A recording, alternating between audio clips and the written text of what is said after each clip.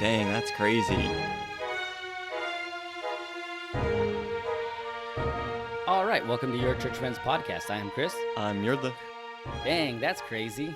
What?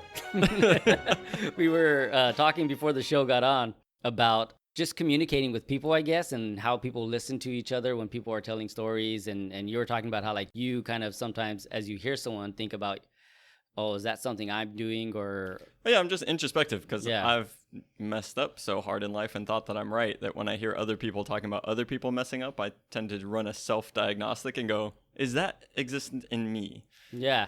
And when you were talking about it, I was, and telling me this, I just couldn't figure it out because I had no idea. Like, it didn't make sense to me that that's something people do. And then I shared as I was kind of rambling through, like I do most of the time on this show anyways, just rambling through what I'm trying to actually say. Like, I know what I'm thinking, but how does it come out to words that make sense to others? Communication is hard. It really is. But the thing I was trying to get to was that when people are talking, I'm generally thinking, like, how do I appropriately respond to them? Because unfortunately, I have this part inside of me that is like uninterested, but I know I should be interested in what people are saying. I should be like a normal human and function in that way.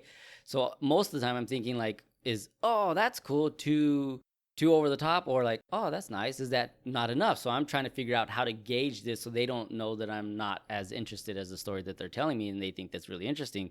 And then you brought up a TikTok thing that was where, how do you know someone's not interested? Oh yeah, basically, if your story's over, or it should have been over, and somebody just keeps going, dang, that's crazy. That's the response that, yeah. The story's over. So that's why I started off the show with, dang, that's crazy, because We started off the conversation.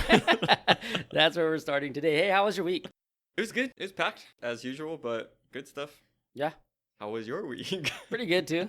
It was busy. It was way busier than I like. A few stuff that I had to get done around the house. Our dryer went out on us on Sunday. So I had my father-in-law come over to check it out because I'm not a handyman. I don't know what I'm doing. And it was funny. He came over and he was like, so what have you done to see what's wrong with it? I was like, I kicked it and it didn't work. So I'm figuring it's really broken if I kicked it and it didn't work. That's what I like about older stuff is that you can just smack it and somehow that does enough sometimes. Yeah, so then he's like fiddling with things and he unplugged it and he was like, maybe it's the power source.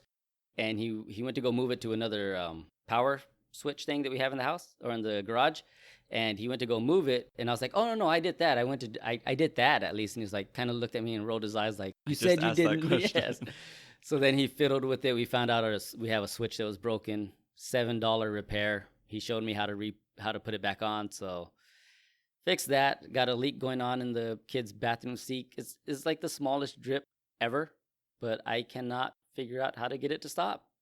But I watched a drip bubble just stood on that pipe that's now puttied because I put some of the plumber's putty on there for like 20 minutes. It didn't move. It didn't drop down. It's just sitting there. So I don't know how much it's actually dripping, but at this point I've kind of given into it and let it win. Dang, that's crazy. That's going to be the whole podcast, this whole episode. No, it's whenever people ask me about, not to completely, yes, that happened in your week. Thanks for listening and caring about my week. Yeah, I did, but now I'm going to talk about myself for a second. No, when people ask me, oh, how was your week or what did you do? It just reminds me of in The Office, remember Robert California? Yes. There's one point, and he says something like, have you ever just lived so vividly that your brain just can't hold on to what happened? Obviously, he's talking about going a bit wild, but I just feel like there is so much in my life that from day to day, my brain just isn't, what did you do this week? It's like, when did this week start? What of all of those things happened within that week? It's like, you need to sit down and decompress in order to answer that question. So generally, yeah, it was busy. A lot of good things happened. A lot of everything happened. Yeah. So that's where whenever you ask me that question, I'm just like, yes, with that blank stare. I'm going backwards in time. What is a week? What did I do? What was life? I actually disliked Robert California so much the first time I watched The Office, but I'm the Lizard King. For some of you people who listen to us and are younger than me, I didn't have it on Netflix to binge watch. I had to watch it live when it came on. I don't even think DVRs were a thing yet. Like Thursday nights, I had to be home to watch The Office.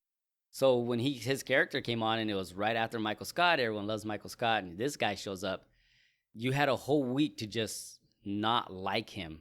But then I rewatched it with Justine about a year ago, And we were just not going to watch after that. But I was like, hey, let's just give it a shot. Maybe it's not as bad as we remember.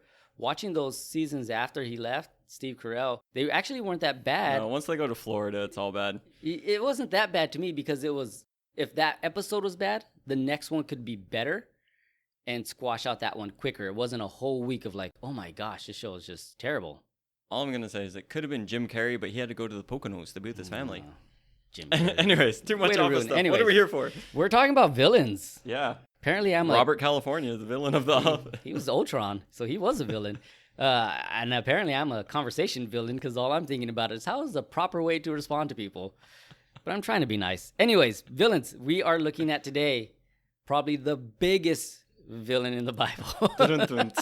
I made the pun. I did it. The biggest villain in the Bible, Goliath. Yeah. Tell me about Goliath. Give me some history about Goliath first, because this dude comes into the scene, 1 Samuel chapter 17, and all we know is he's a giant of a Philistine. Yeah, right. 1 Samuel 17:4. Then a champion named Goliath, who is from Gath, right? And we come in like, cool, who is this guy? And then leading into the story from there, you find out just in situationally who he is. But yeah, some history on him. How far back do you want me to go? As far back as time will allow us. Don't geek out on me, but give some good history. As far back. So we're in 1 Samuel 17. We'll go back to Genesis. Okay. For the beginnings. Yeah, let's just go to the start. Yeah. Genesis chapter 6.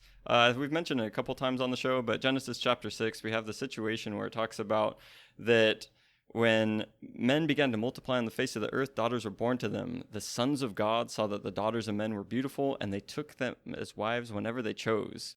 And the offspring from the sons of God coming into the daughters of men were called Nephilim. They were these hybrid heavenly humanly creatures, Nephilim giants. And if you were to read something like First Enoch, they were some bad guys. There was a whole lot of bad stuff going on there, but that's not in Genesis 6. We just get, here's the beginning of these Nephilim, of these giants. They were even said these were like those great men of renown of old, like these just big champion type guys. So that's Genesis chapter 6. But we don't really see it in Genesis 6. You get it more in First Enoch, to where these guys were opposed to God. We have the sons of God left where they were supposed to be. They opposed their ruling that God gave them and came in and in an act of disobedience did something bad. And then the offspring from that just continued down that bad path. Nephilim don't really pop up again after that because, hey, the flood came. You don't really hear about them, except some of them either survived or some of the sons of God did it again, because in Numbers 13, this is when Moses had led everybody through the wilderness. They go to check out the promised land and they send in the 12 spies. So the 12 come back and they have these reports. This is in Numbers 13, verses 32, 33. It says, so they gave the Israelites a bad report about the land that they had spied out.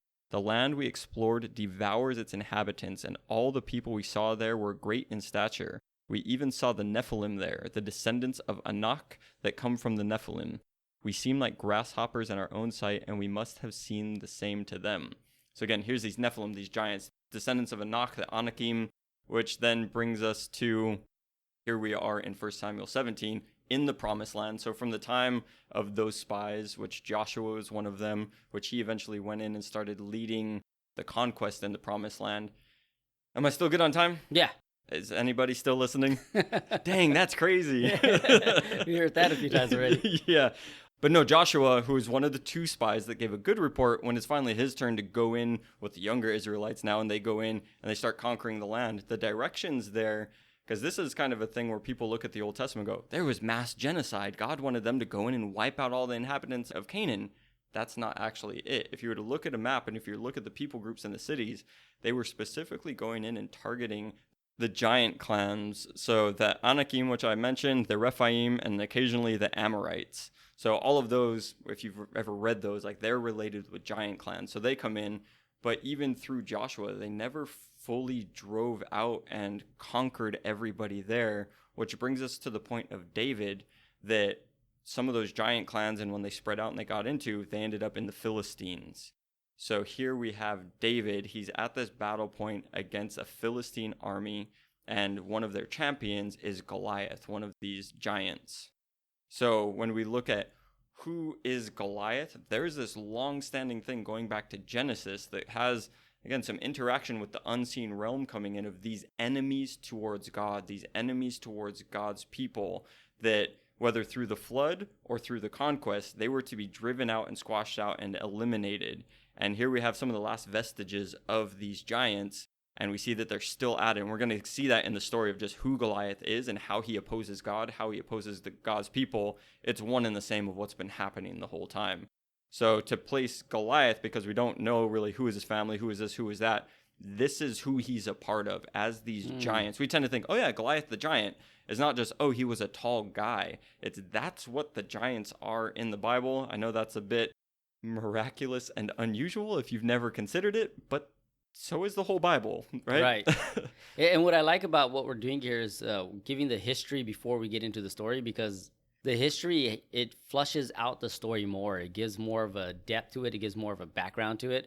We now get into 1 Samuel chapter 17, and we're there, right? So it starts off with the Philistines are at war, or they get their army to wage war against the Israelites, and they come to meet them, and the Israelites come out to meet them, and so they're set up basically in this valley, right? Yeah, so basically you have a lot of the Israelites are up in the mountainous regions in those cities that are a bit more fortified, and then there was this way to come in to try and take over that, but in order to come there, you had coming over one hill, so you had one army on one side, the other on the other side, and you wouldn't really want to be the first one to go down, because in order to get to the other army, you had to go down into the valley and then fight coming uphill, and you lose the advantage, so Right. they're kind of squared off.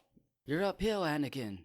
That's all that made me think of is Star Wars reference. Sorry, everyone. But Get the upper ground, Yeah. the higher ground. I've got the higher ground. You won't win, Anakin. And in his anger, never mind. Go watch Star Wars 1. Don't. Actually, it's bad. Well, that was what? The third one. Just watch that one. It's all right. Anyways, so Goliath shows up, right? So we got the Israelites on one hill, Philistines on the other hill. The Bible goes on in 17. It says that Goliath comes down, and Goliath, again, we're talking about giants. So how big was Goliath? And from what I found, he was over 9 feet tall. So that's massive. I think even some people want to say he was close to 10 feet. The tallest person recorded was 8 feet tall.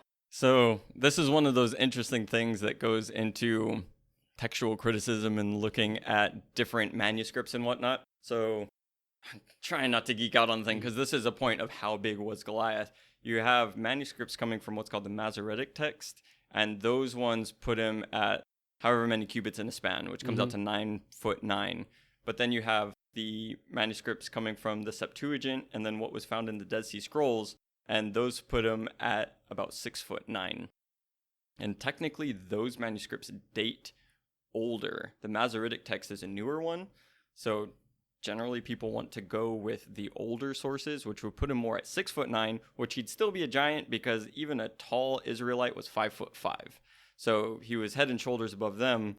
Now, we generally also come to Goliath being 9 foot whatever, because the King James was based on the Masoretic text. So in English translations, we've been dealing with that one for a very long time. So just differences. Either way, he was a giant. Just if you're reading a translation, you might have 9 foot something, you might have 6 foot something.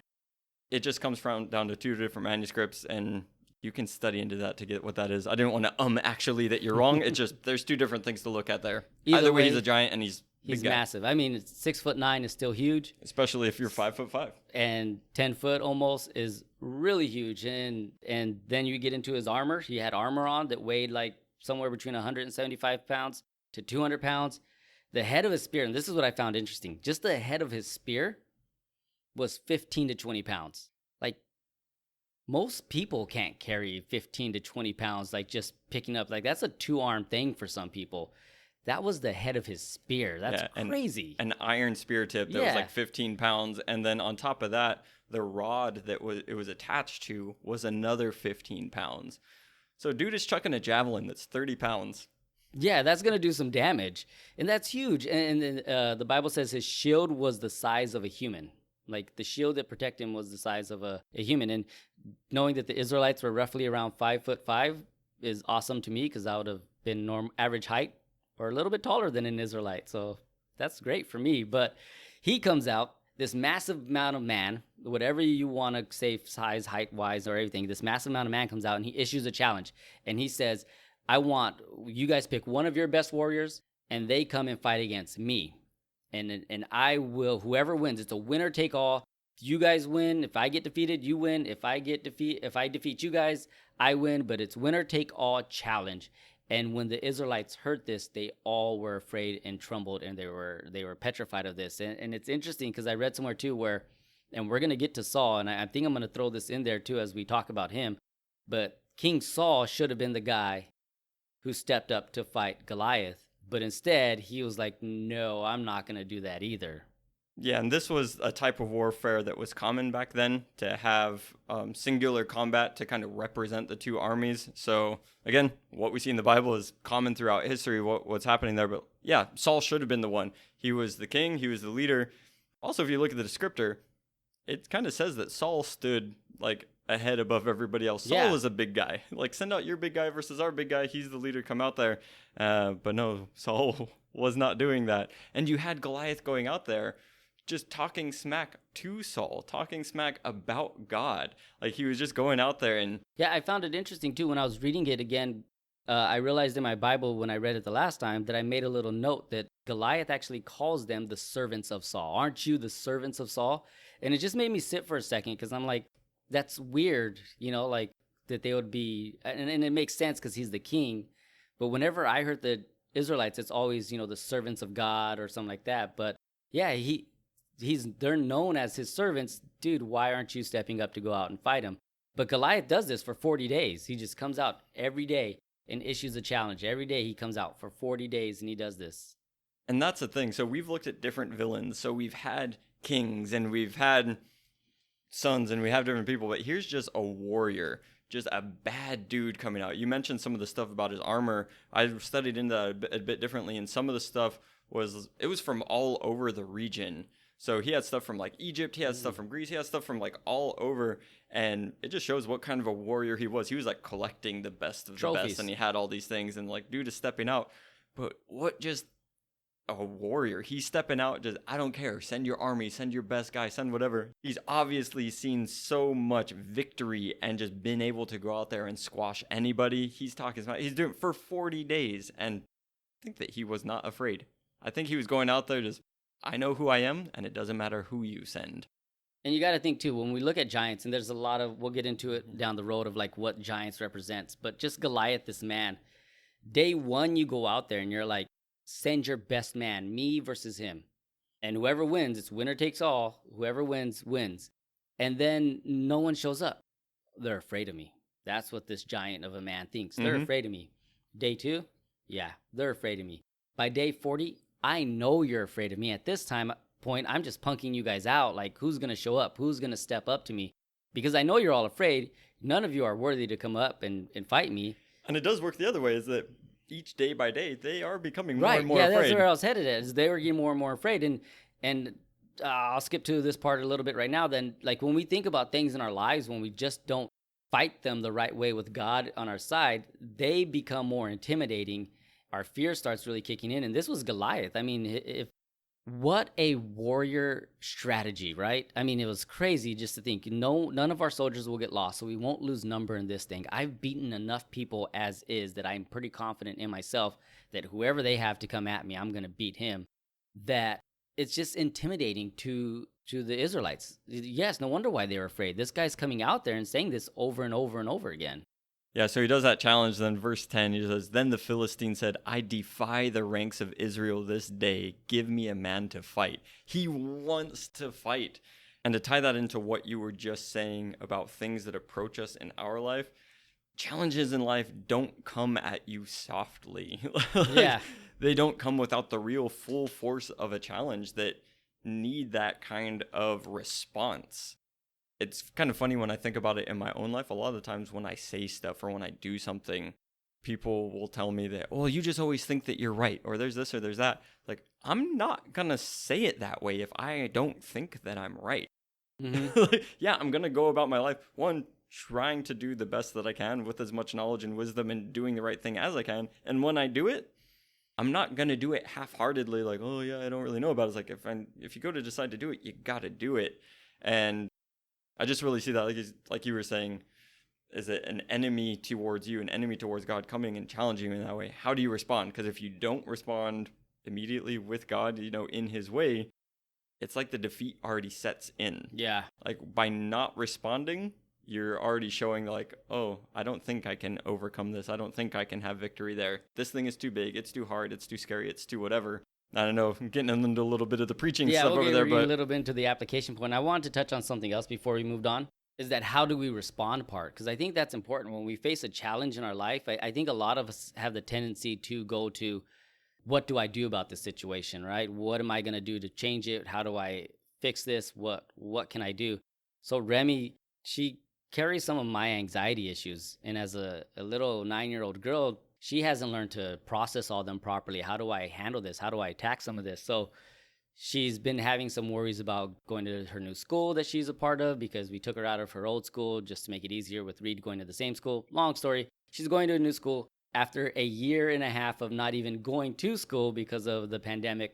And now she's going to a new school and has to make new friends. And so her anxiety started kicking up. And some days I could see it. She's making excuses, or something overtakes her, and that's the way she's going to approach it, because she doesn't want to go to school. And the other day she was saying something, and I said, Remy, have you prayed about it yet? And she was like, no. I was like, go pray. Go pray to God to help you with this. Again, we've talked about on the show, what God likes to do to me at the wrong times in my life is then kind of hit me with conviction, or at hit the right times in your life. He then wants to, maybe it's the only time I'm listening, but he hit me with, Chris, you go through so many things. You're worrying about this. You're worrying about that. You got all this stuff that's stressing your brain, and it looks mountainous, and it looks like a big old giant in your life. You're not praying about it. You're not seeking me about it. So kind of putting it into that applicational point is like, well, how do we respond as Christians? Honestly, if your first response is not prayer, you're not going about it the right way. Like, prayer should always be where we start off everything. Back into it, so then we'll go into our break, unless you want to say something. I'll just say this part real quick, and then I think you can still get to the next part of the story, because it was in response to what you were just saying. And what we see here, Goliath, as somebody who is opposing God, somebody who's opposing God's people, opposing God's king, opposing literally the army, the people who are trained to do it, and all of them are scared.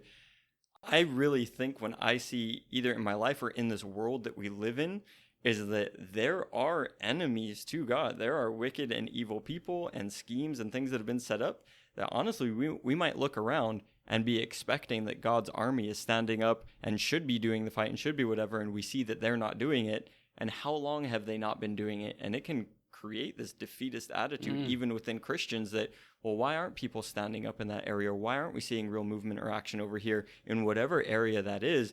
And then we get kind of lumped into that. Well, I'm one of these soldiers. How am I going to respond? Even if nobody else is around me, because that Goliath is looking for one dude to fight him, right? That's what the enemy's looking for. Is like, hey, 1-to-1, let's do this.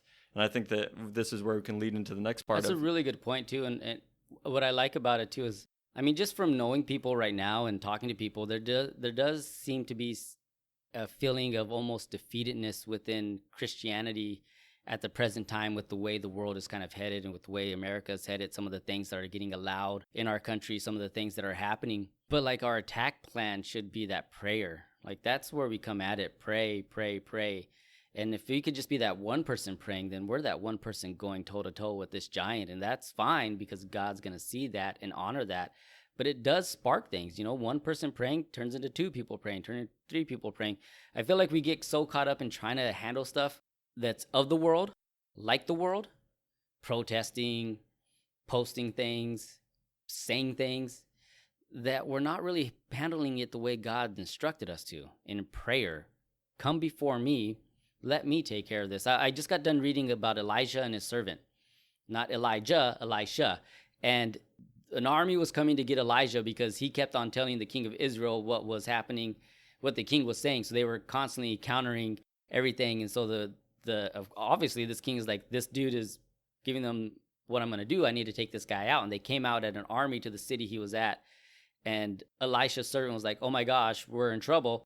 And Elisha was like, no. And he prayed, God opened his eyes so he could see. And when he opened his eyes, there was the chariots on fire, and the armies of heaven were right there with him. And I think for us, if we could just pray before we get into anything else, God, open our eyes and see your actual army fighting with us, man, that's going to make a huge difference. But that was a tangent of a long story to get us into, here shows up the dude who changes it all. And we'll get into the break, but it's David. David shows up, And he looks at Goliath and he says, "Who is this uncircumcised Philistine?" So we'll talk more about that when we come back. Welcome back from that commercial break. We'll continue with our top stories. We enter day 40, the standoff between the Philistine champion Goliath and the Israelites. But before I jump into that, let's go over Remy for the weather.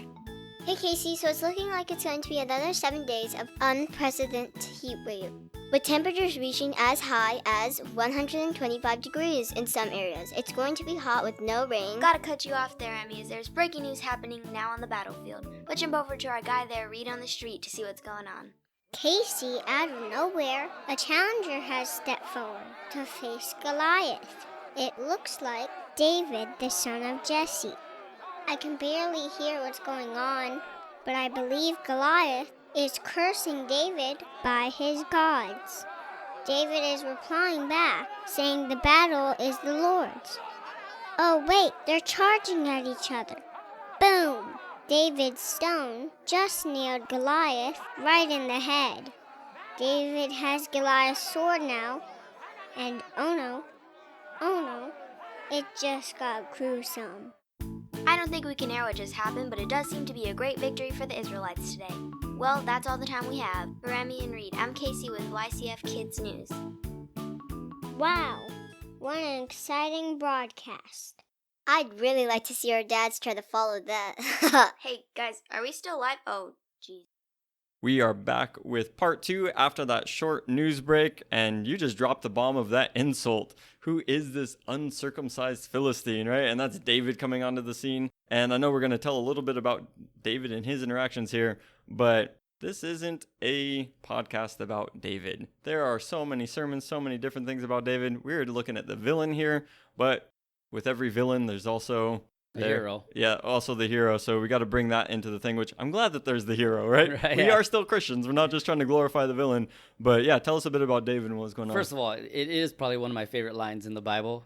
Up there with, and I think I mentioned it on the Samson episode where Samson said, "If you wouldn't have Plowed with my heifer. plowed with my heifer," which is just the insulting language behind it. Sometimes insults don't have to be understood to be mean, but like this one, like, who is this uncircumcised Philistine? Like, If somebody told me that today on the streets, I'm like, what'd you say? Right? I don't know what you said, but what did you say? I don't understand this completely because I don't understand first what a Philistine is, and I don't uncircumcised. Like, why are you coming at me like that? You don't even know what's going on. But Well, why? He's just like, he's not even part of God's people. Who are your God's people, right? right, so that was David's response to him, and that's what that insult meant, is he's not even part of God's people. Like, look at this guy. He's just an uncircumcised Philistine. I almost kind of think, and maybe it's not right, but it was almost like, who's this monkey? You know, like, he's not part of anything. But anyways, he comes in, he says that, and then they tell him, like, so basically, if anyone defeats him, this is what King Saul will give him. So he says, you know what, I'll do it. So he goes up to King Saul. King Saul says, how are you going to do this? And he was like, look, I've been beating up bears and lions, protecting my dad's sheep. This guy's no different than them. So Saul tries to put him in his armor. David's wearing it. It doesn't fit. And again, I'm running through a lot of this because this isn't about David. This is about Goliath. I just want to put out, when you just said, here's what Saul will give the person, it was the man who kills him, the king will give great riches, and he'll give him his daughter in marriage, and exempt his father's house, meaning everybody within the family, from taxation in Israel. Yeah. So you get rich, you get the girl, and there's no taxes, and nobody stood up to that challenge. Well, they probably knew his daughter, and they're like, because that ended up being an issue for David down the road. So, but again, we'll talk about that maybe on another podcast. They're like, her? I don't, the tax thing sounds great, but can we change that? Can I have that daughter instead? That would be a better deal for me. I was not expecting that response. But anyway, so David goes, he puts on the armor. It doesn't fit him. He just doesn't feel right in it. He takes it off. He grabs 5 smooth stones. He walks down to the valley. Him and Goliath are walking down, and here we have it. The stage is set. It's Royal Rumble time. It's Clash of Champions. It's Rally in the Valley time. And we're here. Rally in the valley. Rally in the Valley. David goes, Goliath comes at him. Oh no, before they go at each other, they do some trash talking. I love watching UFC stuff when the two fighters are, Bruce Buffer's doing his thing and announcing them, and you can see the two fighters are kind of staring each other down, or when it's the touch gloves moment, and when it's two fighters who just have animosity towards each other, you can see them just talking trash at each other at that moment still, and they're going back and forth, and you can see like, oh, that's what's up. You know they're not touching gloves. David and Goliath are not touching gloves here, and they're doing that like kind of get ready for it. And Goliath looks at David, and he just despised him. The Bible uses that word despised, and to me that's such a heavy word, like loathe him, like I don't like anything about you. And really we could look at it for him being young, but I really think it was like, this is what you're coming at? He even says it, am I a dog that you throw this stick at me? Like he was upset that David was his challenger. Looking at all the Israelites, this dude shows up. Yeah, and then right after it says the Philistine cursed David by his gods, right? So not only is he talking trash to him, but then he goes, oh yeah, your God, like whatever that is, no, by my gods this, and just starts cursing him by his gods. Again, bringing in that this isn't just happening in the physical realm of things. Everything back here, it's so much in the unseen realm. When Goliath is coming out with the Philistine gods and all that, he's going to saying, no, my God is greater than your God. And that's where we see David's response is saying, who's this uncircumcised Philistine? Who's his gods? What are you talking about? No, that's not what it is. So here we have the confrontation of Goliath, mountain of a man with all of his gods and all of his everything. And David, little shepherd boy, full confidence in Yahweh. Just doesn't even matter.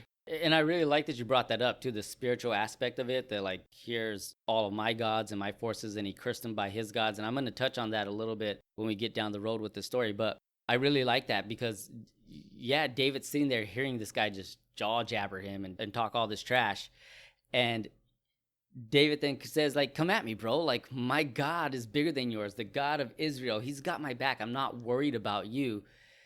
And again, I don't want to get into too much of David, but it's we're looking at a people who were afraid of a giant because they were robbed of their confidence. And here's David, confident of his God, and robbing the giant of its confidence because of what God's already done in his life. I still just want to keep going because this is about the Philistine. He says, curse him by his God, and says, come here, he called to David, and I'll give your flesh to the birds of the air and to the beasts of the field. He's like, I'm going to rip you apart. Like, come over here. Yeah, he's just, I mean, the trash talking game level for Goliath is pretty good there. But they rush towards each other, and here we go, the battle set. They rush towards each other. David grabs a stone, he puts it in his sling, he twirls it around, and he throws it. It launches. It hits Goliath right in the forehead. I mean, it nails him in the forehead. The Bible is so cool when it gets into visuals sometimes. Like, the stone sank into his forehead. Imagine something hitting you so hard that it went into your forehead. And I remember growing up in children's school when we would color this, like this little David's little slings, they would always give you like these little pebbles, and people would say like, it was this little small rock. But when I started looking at some research, people were like, this stone could have been the size of a tennis ball. Like, this thing was bigger than we thought, and it just went straight into his head, and it went there and it sunk in. Then David, the conqueror, the giant slayer, gets Goliath's sword, and he cuts off Goliath's head. And then the Israelites chase the Philistines back to Gath, which I thought was cool because Gath is Goliath's hometown. Yeah. They chase the enemy back to the giant's hometown, and they won, and they're victorious. But the interesting part to me when I was reading this was I went back to 1 Samuel chapter 5. The Ark of the Covenant's been taken, and the Philistines have it, and they have it in their temple, and they put it in front of Dagon, their god. Right. And then when they come the next day, where's he at? He's bowed before the Ark of the Covenant. So then they put it back up again, and they lift up their god, and then the next day it comes out, and I think like some limbs are missing from him. They put it back up, and then the next day his head is off and down on the floor. And I thought, what a follow-up beautiful representation, right? This enemy and their gods. And here Goliath was cursing David by his God, but his God was already defeated God. God had already defeated his God when the Ark of the Covenant, in the same fashion, in the same sense. And even when he was saying that, it reminded me of what God told Abraham, you know, those who bless you, I will bless, and those who will curse you, I will curse. This was kind of like a thing that was followed through the Israelites in their lifetime. And you see it right there. Like, here's this enemy, here's this giant, here's this guy coming at God, basically just an enemy of God, right? That's why I thought that history was so important, because when you looked at the giants of things, they are the enemies of God. They're coming at it, they're attacking it. And God's showing us that, like, here's this now, this defeated giant. I've already taken care of the spiritual battle. Now the physical battle is taken care of. Yeah, that was a good follow-up with the spiritual side, that God already has gone out and fought in the spiritual realm, and then our interactions with him. He's going out before us. The scripture talks about it. He goes out before us like a banner. He goes out to win the victory. But we interact with him here on the physical realm, and he's calling us to enter into that victory as well, which we see David doing. And yeah, going back to even just those descriptions of, oh, here's David, this little shepherd boy, and he's picking up his stones and he's doing the thing. Have you ever heard of Malcolm Gladwell? No. He's a bit of a storyteller, nerdy kind of guy. He does a lot of research, and he's written a few really popular books, bestseller type things, but he has a thing on David and Goliath, and he brings up some details about this. And back in ancient warfare, you have hand-to-hand combat, you have the chariots, and then you have projectiles, which is archers, and then the slingshots. And these slingshots, they were known to be able to knock a bird out of the air. The accuracy with these things, and we know that David was doing this because he was out in the fields protecting the sheep and doing it. And Malcolm Gladwell, in his breakdown of this, was saying that with swinging it, you could get it to go like 6 or 7 times a second in swinging. And when you were to release one of these, it had the projectile force of a 45. Oh, wow. Yeah. And especially, he did some research even into that valley, and that the rocks there, when you're saying it's not just some little pebble, the rocks in this valley have twice the density of normal rocks. So the dude got rocked. Like, Yeah. it just, no wonder it No sank pun into his intended. head. Yeah. But no wonder it sank in. But Yeah. you have, so even there, looking at David, again, not to make it about him, but when he's, put on the armor and do the thing, go down and do hand-to-hand combat, which is what Goliath would have been expecting. David saying, no, I know who I am, and I'm going to use the tools and whatever that I know that I'm comfortable with to take down this giant. Yeah, I just wanted to give that little bit to it, because it's not how we grew up, the little slingshots that you pull back the thing and you do it. It was a proper weapon of war, and everything that came along with it. It was basically like you have your sharpshooters in the army or whatever. That's kind of what David was. David sniped him. Yeah. That's He didn't really even cool. get close enough. Yeah, that's really cool. I really like that whole breakdown of it, because when you think about that, like, Goliath didn't have a chance. And here was this arrogant conqueror He didn't even get to take a swing. who defeated so many people and has the same scare tactic, right? If I'm trying to think of, like, what's his villainous character? Like, he is fear. I am the presence of fear in your life. And of defeat. And defeat, yeah, he's all of it. And was taken out without even, like you said, throwing a weapon or a swipe, and kind of just getting into, like, the representation of Goliath, because there's not much more we could say about Goliath after this point. Like, Yeah, speculation after that. Yeah, the dude's dead. Like, his head got cut off. Before going further, because I brought up Malcolm Gladwell, if you watch that thing on YouTube, he gets into some explanations about, like, the giantism came from, like, a pituitary gland thing, kind of like Andre the Giant, and different stuff, and brings in some interesting things that, as far as a natural human being a giant would kind of struggle through. I'm going to still take the stance that there is more something spiritual and supernatural to his giantism. So if you watch it, just keep that in mind. Malcolm Gladwell is not a biblical scholar or anything, but he does bring out some cool facts. Yeah. Just wanted to put that asterisk on that story.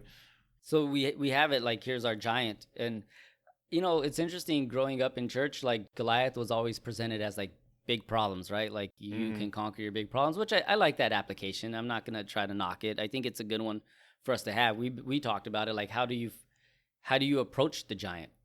You pray. There's application right there, right? How do we approach these things in our lives? And again, looking at Goliath, what did he bring? He brought fear to people. He brought defeat to people.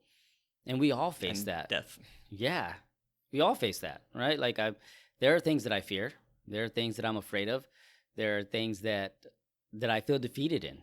We do our podcast, and this is amazing. We get to come out here and talk and do what we do. But I think I brought it up on one of the other episodes about my jealousy issue. And if I don't see what I'm doing succeeding at the same rate of someone else, I get jealous. But then I feel what really that does to me is it creates me feeling defeated. And that's a giant in my life. It's not an actual issue or thing. It's just a feeling of defeatedness brings you down and brings you low. So how do you conquer that? Prayer. And then, we could get into big issues that we're all facing, where we all are facing maybe a loss of a job. There's a death in the family. Somebody's sick. These are real life issues. So to negate that kind of applicational teaching, I just don't want to do that. I think it's great, and it's there for a purpose and a reason. And I think, yeah, the proper response is how to do this. Pray and bring God with you. When David went up to battle against Goliath, he wasn't going alone. He said, I am coming at you with the God of Israel. My God is with me. And I think that's how we take out those kind of things in our lives. I like how that's always your first response throughout so many of our conversations is that, hey, however we're handling things, we need to start with prayer. And sometimes it ends with prayer, right? That's where it starts, that's where it ends, and you're just able to go forth from that point. But then I see that it goes beyond that too, to, sometimes you have to take action. Sometimes you're able to just give it to God and let it go and do that. But what we see here with David is he has the full confidence in God, but then he also needs to go into the valley and go to war against the thing. And how you were saying, I don't know any Nephilim running around. I'm not part of those battles, right? That's not what's happening here. But when we come to 2 Corinthians 10, verse 3 and following, it's a well-known passage. It says, for though we live in the flesh, we do not wage war according to the flesh. The weapons of our warfare are not the weapons of the world. Instead, they have divine power to demolish strongholds. We tear down arguments and every presumption set up against the knowledge of God. And we take captive every thought to make it obedient to Christ. And then we will be ready to punish every act of disobedience as soon as your obedience is complete. So, right, bring it into that thing of what are the giants? Right here it's saying that the strongholds, man, that's in our thoughts, that's in our minds. And the divine power, the divine weapon that's there is to get in and conquer things on that level. So, yeah, it's a pretty well-known, I don't want to call it a trope, but just within preaching that, who are the giants? Let's go face the giants. But really, that is the giants when it comes down to what is the fear? What is the defeat? What's, all wrapped up in that? That's in a stronghold. That's a huge enemy that is a spiritual battle. Even looking at Goliath as having a spiritual side, like it's a spiritual enemy, and that prayer coming in is a huge thing, and being aware of what our thoughts are. Like you said, it's just a thought. I'm jealous. I feel defeated. And what is that? And the victory that we're able to have through the Spirit in that. But then even when we go out into the world and we're interacting with people, there's nobody alive on this earth who is an enemy to me. Like, they might be taken captive by different ideologies and spiritual things and thoughts and different stuff that would make them oppose me and different hurts and whatever. But the war that I'm called into is go and love that person, pray for them, bless them, and try to free them from that captivity that would bring them to the point of wanting to see me harmed, right? So that's even the warfare that's happening there. Now, I'm not a military guy or part of a military family. I know that different things actually come to real conflict. And at that point, if somebody's pointing a gun at you from across a field, you don't really have time to go over and right. So that's a different conversation. And I don't want to extend what I'm talking about fully to that because I don't know that through experience. It's funny you brought that all up too, because that Elisha story I was talking about that I just read today, when the servant's eyes were opened up, he saw God's army with them. And then the army came down to attack him. And Elisha said to God, he prayed, God now caused them to go blind. And then they were blind. And once the Israelites saw that they were blind, they surrounded them and they captured them. Then Elisha prayed again, had their eyes opened up. They saw they were captured and they took him in. And the king of Israel said, what should we do with them? These are our enemies. What should we do? Should we kill them all? What should we do? And he said it twice. I think it's either what should we do twice or should we kill them twice? So he's asking him, what should we do? And Elisha says, no, feed them, give them something to drink, and let them go home. And so the king of Israel threw a big old feast. They all ate. The enemies, they're feeding their enemies. He fed them, supplied them with something to drink, and sent them home. And then it said, and then the Israelites were at peace with this army ever since afterwards. And it's interesting to bring up our enemies because, how do we approach them? Love them. That's what Jesus says. Love them, pray for them, feed them, give them something to drink. And it changes the whole game of everything. And even moving to what you're saying about Goliath, the fear thing, I kind of was thinking about the drip issue that I have at the house. It's a small little drip. I've been fighting with this thing for 3 days. I can't get it to stop. I've put Flex Seal. The Flex Seal thing didn't work. I've put caulking around it. I've put all this other stuff around it. I've been tightening it, and it's not working. Did you try putting a proper plumber on it? No, not yet. I put the plumber's putty on it. I did some other stuff. I got Gorilla Glue sealant, and it's not working. It's still just this littlest of drip, right? And the giant doesn't always start off the giant, is my point. Mm-hmm. It could just be this small little drip. But every day for 40 days, Goliath was just this presence. And maybe that's where the differences come into, where it's actually he was 6'9", but by the other manuscript, he's 10 foot something, because to one person watching this battle, he just got bigger and bigger and bigger.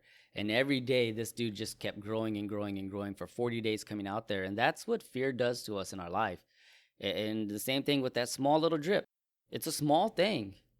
But if I don't put a proper plumber on it, like you said, and just let it go, I'm going to have some damage done to that structure that it's in and the whole thing. And eventually it's going to cause some real issues in my life. So we need to approach these things properly. Don't let that little fear become this big old massive monster in your life. Yeah, and to use that to really bring it back to Goliath, right? Because we're looking at him. Dude was a beast. Couldn't have been a better warrior. Couldn't have defeated more people. Full confidence in being able to defeat anybody that the Israelites sent down. Talking smack the whole time. And I don't know, just for me, epitomizes that one-to-one challenge that we face. When we look at some of the other villains that are like, oh, a king and the different power that's there and the power of a nation, like Nebuchadnezzar, Herod, and the different stuff like that, that's a different thing. But this is just hey, I'm calling you out to come down here and fight me. I hear what you're saying. It can start small and then grow from there. And I think that sin can do that too. If you look at James, right, it says it starts with everybody, you have your own temptation, that own desire, and then it starts to grow. And then it actually gives birth, and then you have sin. It starts with that desire and that thought. So yeah, definitely take care of things when they're small. But I would say I'm pretty confident that, at least for myself and most people that I know, and I would think most people who are listening, is that there's already that Goliath who's standing down in the valley, who has already established himself that, hey, I'm against you, I'm against your God, there's no way that you can defeat me, I'm not going away. If you try to, you'll lose, and then I'll overtake. So the best thing you can do is stay where you are and don't make a move. So that for me, that's just the thing for myself when studying through this, is I'm just looking at, dang, I need to have more faith in God, that just, if he's calling me to the thing, if it's truly, there's a lot of things we can just go off and do on our own. It's just like, good luck with that one. But when it's a direction that God's put in your life, there's like, no, here's an enemy to me for what I want to do in the world and through you in the world, then to find the confidence that David had, say, no, it's not about me, it's about God. And if he's sending me down into the valley, it's not because he wants me to lose. But I really think that, again, going back to looking at Christianity as a whole, maybe we're all looking around saying, hey, why isn't the church standing up to these different things? Or in my community standing up to these things? Or, whatever that is, and looking around going, yeah, that Goliath is definitely out there causing a ruckus. And he is big, and he is mean, and he is bad. And maybe you've seen a lot of different people or organizations go up and try and take the thing out, right? We can look at all kinds of different social issues that a whole lot of people tried to make a difference and not succeeded in. But if God's given you that conviction and that vision, then I just want to give the encouragement to move forward. Dallas Willard said this, just to kind of go at your point, and then I'm going to go off another point you had there. He said, the world can no longer be left to mere diplomats, politicians, and business leaders. They have done the best they could, no doubt, but this is an age for spiritual heroes, a time for men and women to be heroic in their faith and their spiritual character and power.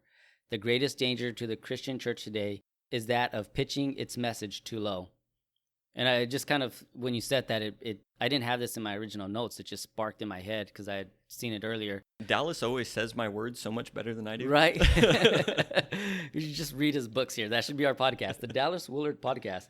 But going even to what you were saying about Goliath and this representation, and the one thing that we all face is sin.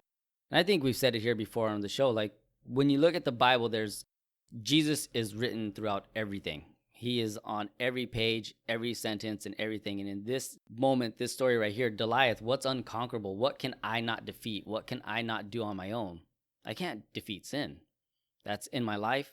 As we saw with Cain, it's the crouching at my door every moment type thing. What did I need? I needed Jesus. David is the representation of Jesus. He comes in and he conquers what I couldn't conquer. And he knocks out the giant in our life. And the biggest giant in there. And that's such a cool story. I love that that's the way, if you look at it from that perspective, this David and Goliath story just gets way better and better. But one of the other things I started noticing is that for a lot of us, the biggest thing about our Goliaths a lot of times is doubt. It's unbelief. Mm-hmm. Even when it comes to this idea of like it's sin, Goliath is our sin. Well, God can't forgive me of everything I've done. Can God really forgive me of this? Can God forgive me of that? And Jesus is down there being David with his sling going, I've already done it, and throws it and hits the sin and conquered it. He's already done it. He's already forgiven us of it. We just need to come back to the Father and take it that way. But it's our doubt and it's our unbelief. And I had this quote from John Calvin. He said, since no man is excluded from calling upon God, the gate of salvation is open to all. There is nothing else to hinder us from entering but our own unbelief. And the biggest giant some of us face from having the best relationship with God that we can is an unbelief that God can do what God's already done. David and Goliath, the story of it was already told in 1 Samuel chapter 5. God already did it. He already conquered their God and the enemy of them. He cut off the head. And here we get into this, and God saying, one more time, I'll show you the picture of what I can do to the enemies in your life. And no bigger enemy is your sin. So if anyone who's listening out there, if you're thinking God can't forgive you, if you think that what you've done is too far or too extreme, it's not. God can and has and already done it all. And you can come to him and ask for forgiveness and move forward in that new life and move forward in a new relationship with him. But even me as a Christian, like, there are things that I doubt. There are things that I struggle with, and I have what some people call unbelief. And those things will be obstacles in my life until I go to the Father and he shows me otherwise. And to bring that what God has already done, and to be able to trust him in it, and to bring this back. And it's so hard to not make this about David. Right. Like, at a certain point, it's just like, all right, we've talked about Goliath, and yeah, he's the enemy, and, he's big, he's bad, and all that stuff. When looking at what God has already done and being able to come into relation with him and then face what it is that we're facing, everything that we just read right now was in 1 Samuel 17, as far as David facing Goliath. Literally the chapter before 1 Samuel 16, that's when the prophet comes, seeks out who's going to be the next king. And he finds David, the little shepherd boy that his dad didn't even think him worthy to come and invite him to, the selection process. And the prophet anoints him with the oil, and that the Spirit of God at that point, how does it word it? The Spirit of the Lord rushed upon David from that day forward. So we have that David has this experience with God to where the Spirit of the Lord comes on him. And then the next chapter, you have him going out, and David's fully confident in God, in the power of the Spirit and everything else. And it's not even about like, oh, well, I know that I'm going to be king, and it's that kind of thing. Is no, we know who God is. Yeah. And so that's the thing, as Christians, we've not just been anointed with the power of the Spirit. The Spirit of God dwells inside of us. The very same Spirit that resurrected Jesus from the dead lives inside of us. And to come to that point of God is with us fully, we see here that with David, Spirit of God comes on, then he goes out and fights the battle. Right? And in our lives, it's just being able to go, no, God is with me. He's already accomplished his things, whether it's forgiveness or whether it's power, whatever it is. God is a good Father. He's a good God who wants good things. Sometimes he'll send us into some situations that, like, through it we go, well, this is scary or this is whatever, and maybe even there's risk of injury or death. We see that throughout history. But that when we're confident in God and that he's sending us out and we know that that's what we should be doing, then yeah, go out into the field and conquer Goliath. At that point, I don't know, just connecting that of the anointing of the Spirit and then going and fighting the giant. And when we're facing these giants, it's the anointing always had to do with the Spirit. So to come in, and you kept saying start with prayer, reconnect with God, be filled with the Spirit. And it's Romans 7 that kind of goes through that whole battle of, oh man, I know that I want to follow God, but I keep doing what's wrong. I keep getting defeated. I keep doing whatever I'm going to do. And it's like, walk in the Spirit. By the power of the Spirit, put to death the flesh. So yeah, it's God wins the victory, and he's inviting us into that. I went around in so many different ways. I hope that made sense. Yeah. Our first time was 16, now Romans 7, but... No, I got you with all of that. And what I liked was the go into battle with the right things. And yeah, I keep mentioning prayer, but like I said, that's the start point. Go into battle with prayer. Start there. Start at the starting of prayer. That was what David did when he took off the armor. He's like, this isn't me. I've got to do what I know is right. And here's these stones, and this is what I do. This is the equipment God's already given me. And I like that verse you read in, I think it was Corinthians, that was weapons of warfare. We have ours. Prayer is the first one to go into it, and it conquers it all. Again, because I know some pastors or preachers, they really don't like using that literal, like, David is giants in your life type thing anymore. They want to get into the deeper of that it's sin and all this other stuff. But David went into that battle against Goliath full confidence in his Savior. No fear, like everyone else. All the Israelites afraid because fear was standing in front of them. David went into that full confidence because of what God's already done. If we look at Goliath as sin and that that Jesus has already come and conquered it, then that's us. If we look back at it, what's the biggest thing God's done for us? He's taken away my sins. He's taken away the things I'm going to do, that I have done, that I'm thinking about doing. All of it. Then when those giants of life situation come at us, well, we could have confidence because, well, my God's taken away the biggest issue I'll ever face. This thing is nothing compared to it. And I could go into this battle with the right weapons and tools to fight it and conquer it. So I really like that. I got all of that from what you were saying. That was me summing up what you just said. Yeah, you just brought up that a lot of pastors don't want to do like, oh, the giants are this in your life or this in your life. No, the giant was a literal giant named Goliath, and there was real battle and death. Like, it was battle. We bring it to the point of, well, what does this represent? Like, no, what really happened, if you really want to look at it, is David went out there and killed somebody. And that's where I brought up the thing earlier about military and all of that stuff. Like, I don't have that experience, and we can sit in the comfort of our studio in America with relative safety and stuff and be like, well, let's look at like some of the underlying spiritual truths of stuff. But throughout so much of Israel's history is like, no, look, they're in literal battle, and that's what they're going through. But to bring it from that point of literal battle and just building off of what we've been saying is Ephesians 6. When we're looking at David not being able to put on Saul's armor, I think that we should look at putting on the armor that God does give us for battle. So 6:10 says, finally be strong in the Lord and in his mighty power. Put on the full armor of God so that you can make your stand against the devil's schemes. For our struggle is not against flesh and blood, but against the rulers, against the authorities, and against the powers of this world's darkness, and against the spiritual forces of evil in the heavenly realms. I just love that it lays it out there. It's like, this is what's going on, and this is who we're against. Therefore, take up the full armor of God, so that when the day of evil comes, you will be able to stand your ground, and having done everything to stand, stand firm then, with the belt of truth buckled around your waist, with the breastplate of righteousness arrayed, with your feet fitted with the readiness of the gospel of peace. In addition to all this, take up the shield of faith, with which you can extinguish all the flaming arrows of the evil one, and take the helmet of salvation and the sword of the Spirit, which is the word of God. Pray in the Spirit at all times with every kind of prayer and petition. To this end, stay alert with all perseverance in your prayers for all the saints. So for me, that sums up so much of it, and just, I don't really have so much else to say. I don't know if you're like, no, we have 20 minutes left in the half. I don't think we do.